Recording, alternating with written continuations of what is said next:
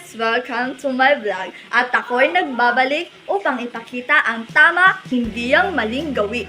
So ngayon ay day 3 ko na.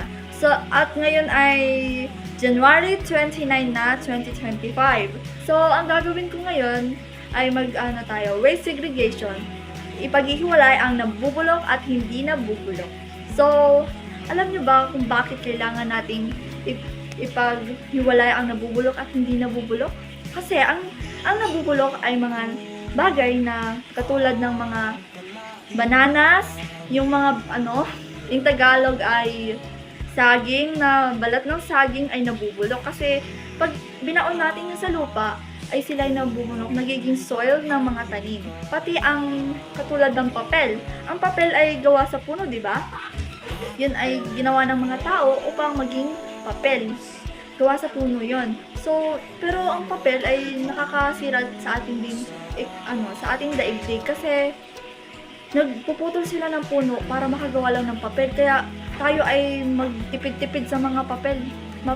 Naku. At pati kung sakali kayo magpuputol ng puno, kailangan nating palitan. Hindi naman nabubulok ay mga bagay na mga matitigas na bagay at mga katulad ng mga rubber, tapos mga plastic, o etc. kahit ano pa. Katulad dito, kurtina. Nabubulok ba to sa palagay nyo? Kung sakali ito ay sinunog, naku, mabaho ito. Pero yung papel naman ay kung sunogin ay mabaho, wala mga sunog eh. So, ay matutunas naman yun, di ba? Yung papel. Eh, itong mga katulad ng ganito, plastic, tela, hindi na nasusunog, maigi. Pag sinunog niya, meron ba titirang parang madikit na, parang katulad ng stick glue. Ganun. At ngayon, papakita ko na sa inyo. Hindi na ako magdadaldal. Sawa na di magdaldal ng mahaba. So, papakita ko sa inyo kung paano maghiwalay ng mga plastic at mga papel. Nabubulok at hindi nabubulok. Kaya tara na, arat na! So, hi guys! Nandini na ako. Hindi na ako lumabas upang maghiwalay ng mga gamit na hindi nabubulok at nabubulok. Pero wala naman dito mga balat ng saging, so pwede na rin dito mag-waste segregation, di ba? Hindi walang pasok, wala nila yung tatlangan mo. So guys, nakikita ba ninyo to? Plastic to. Oh, plastic. So dito ko ilalagay ang plastic. Nakikita niyo. Yan. So, ito naman ang nabubulok, tulad ng papel, nabubulok to. So, alagyan na natin dito. Ito din, nabubulok, papel din po to. So, gora na ako.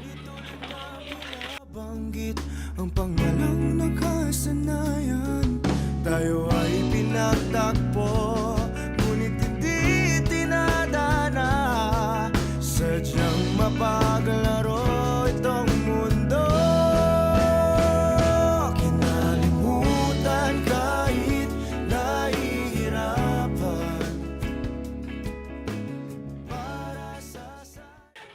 So, happy ako maglagay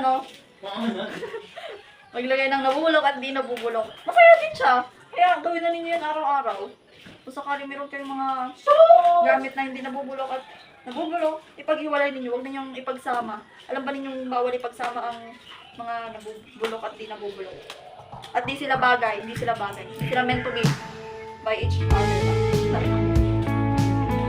Paghiwalay ko na ang mga plastic at papel. Yan yung mga di nabubulok at nabubulok. So, yaan na. Kaya tapos na ang aking waste segregation. Kaya ganyan dapat ang inyong gawin pang araw-araw pag meron kayong mga bagay na hindi nabubulok at nabubulok. Hi guys! Salamat sa inyong panonood. Sana meron kayong mga natutunan sa akin. Kaya dito na nagtatapos ang aking vlog. Kaya don't forget to subscribe and click the notification. Hintayin ninyo ang aking